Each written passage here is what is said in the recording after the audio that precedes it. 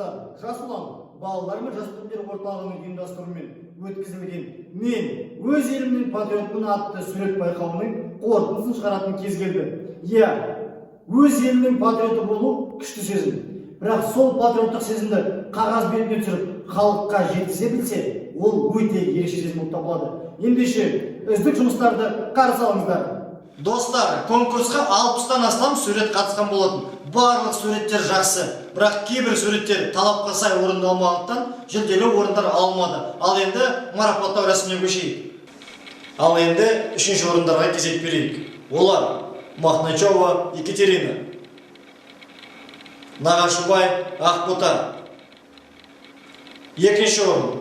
Олар Рахметова Әсия, Жамырбаева Амина. 1-ші орын Дедух Глеб. Және үздіктің үздік атанған Тихонов Руслан. Барлық жеңімпаздарды құттықтаймыз.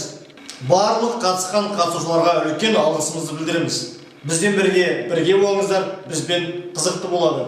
Жеңісті күндерде кездескенше.